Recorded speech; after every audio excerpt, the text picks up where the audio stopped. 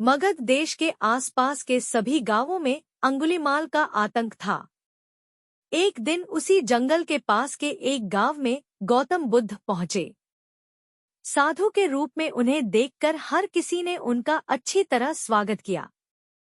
कुछ देर उस गांव में रुकने के बाद महात्मा बुद्ध को कुछ अजीब सा लगा।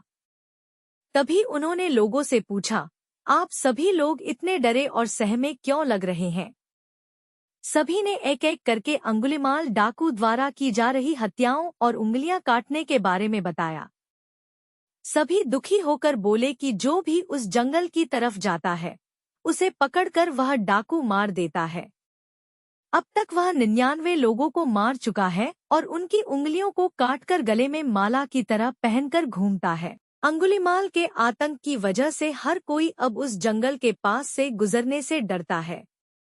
इन सभी बातों को सुनने के बाद गौतम बुद्ध ने उसी जंगल के पास जाने का फैसला लिया, लेकिन वे मौन धारण करते हुए जंगल की ओर बढ़े। जैसे ही भगवान बुद्ध जंगल की ओर जाने लगे तो लोगों ने कहा कि वहां जाना खतरनाक हो सकता है। वह डाकू किसी को भी नहीं छोड़ता। आप बिना जंगल गए ही हमें किसी तरह से उस डाकू से छुटकारा दिला दीजिए। गौतम बुद्ध सारी बातें सुनने के बाद भी जंगल की ओर बढ़ते रहे। कुछ ही देर में गौतम बुद्ध जंगल पहुंच गए। तभी पीछे से आवाज आई, रुक जा, कहाँ जा रहा है? गौतम बुद्ध ने उसकी बातों को अनसुना कर दिया। फिर गुस्से में डाकू बोला, मैंने कहा रुक जाओ। तब गौतम बुद्ध ने पलटकर देखा कि एक लंबा चौड़ा बड़ी बड़ी आंखों वाला आदमी, जिसके गले में उंगलियों की माला थी, उन्हें घूर रहा था। उसके डरावने रूप को देख भी बुद्ध शांत और सरल थे। बुद्ध ने मधुर स्वर में कहा, मैं तो ठहर गया, भला तू कब ठहरेगा? बुद्ध की निडरता और चेहरे पर तेज देख अंगुलीमाल ने कहा, हे सन्यासी, क्या तुम्हें मुझसे डर नहीं लग रहा? देख, मैंने लोगों को मारकर उनकी उंगलियों की माला पहनी है। गौतम बुद्ध बोले, भला तुझसे क्या डरना? डरना ही है तो उससे डरो जो सच में ताकतवर हो। इस पर अंगुलीमाल बोला, मैं एक बार में 10 लोगों का सिर काट सकता हूँ। गौतम बुद्ध बोले, यदि तुम सचमुच ताकतवर हो तो जाओ, उस पेड़ के 10 पत्ते तोड़ लाओ।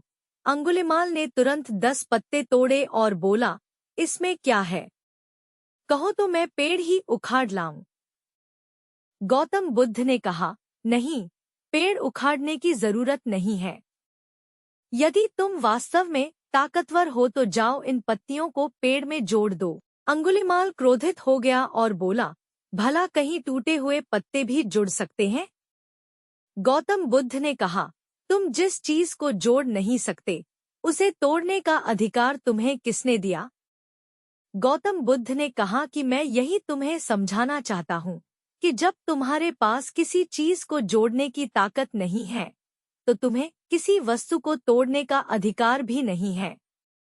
किसी को जीवन देने की क्षमता नहीं तो मारने का हक भी नहीं है। यह सब कुछ सुनकर अंगुलीमाल डाकू की आंखें खुल गईं और उसने कहा, आज के बाद से मैं कोई अधर्म वाला कार्य नहीं करूंगा।